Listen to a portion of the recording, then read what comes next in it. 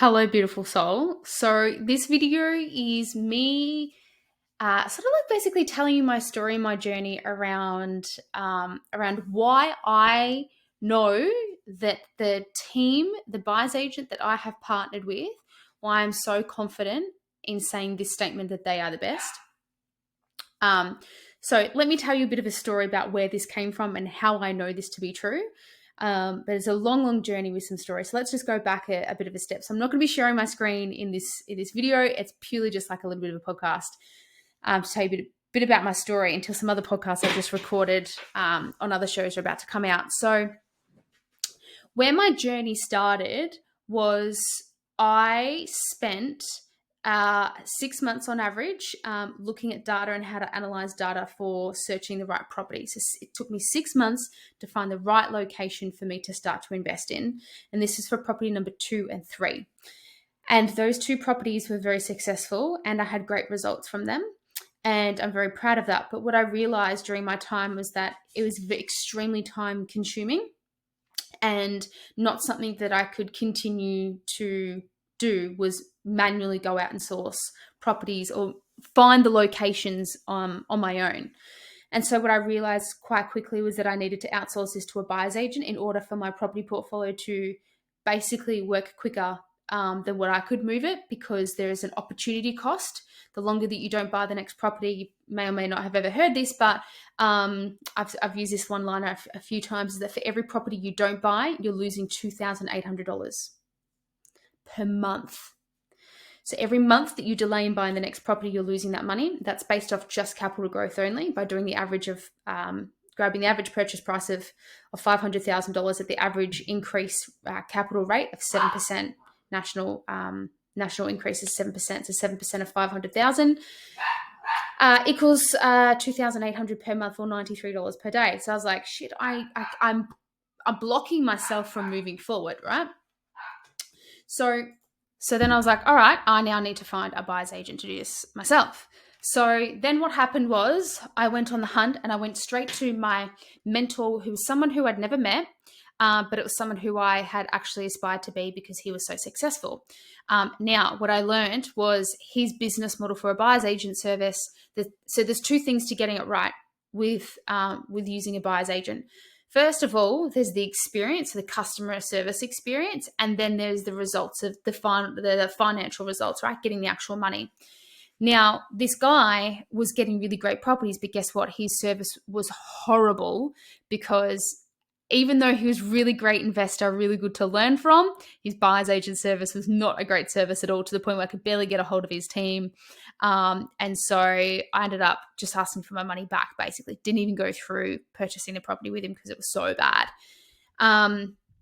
So anyway, then I went to his main competitor where the experience was a little bit better. Tick, win. But guess what? Zero results from the property, because I worked out his strategy, which is no strategy at all, really, was just to buy within a 20 to 30 kilometre radius of any major capital city in Australia. And so till today, it's been 4 years since I've held that property, and he bought that for me in Brisbane. I've had zero growth 4 years later for this property in Brisbane. Now, thank goodness there was just one property, so I can withstand it. It was really highly cash flowing, but it's seen zero growth. Now, if you've watched any of my other videos, you would know that you need a lot of capital growth to move quickly and go fastly to allow the property to perform well enough so that you don't have to keep saving each deposit. And the other reason why I went to this guy was because I was like, oh, he reached like 30 properties by the age of 30. But guess why? The reason why is because he used funds from his very successful business to come up with each deposit. Now that's just hard, and it's also not really achievable for most average Australians. You can't just keep saving each deposit. I think, well, for some business owners, maybe they can, but also that's just a bit silly. Wouldn't you rather go and get a property that's going to boom? Just like my first 3 that it did really, really well. I was like, I ain't waiting for these properties. I want them to boom as soon as I buy them. So that guy was a little bit of the catalyst, really, for me to be like, screw this. I got zero results after, I think it was like 12 or 18 months, and I was just so upset. And there was no forecast for me to indicate whether or not that was actually going to see growth. So then what that triggered for me was like, well, screw this. I'm going to go set up my own buyer's agent and do it myself and do it better to serve Australians better, because I'm like, that's not what investors needed. Anyway, so then I enrolled into the Buyers Institute of Australia. and it just got 10 times worse from there. So I was the 864th enrolled, I remember very clearly, and I had gotten in there, and I was just gobsmacked at the really low bar that they were teaching in this institute. And I was like, well, no wonder 90 to, I'm going to say 96% of buyers agents in Australia just have no idea what they're actually doing and where they're buying. And one of the things that they taught in this program was to go out to investors and say, hey, Mr. Investor, where would you like to buy?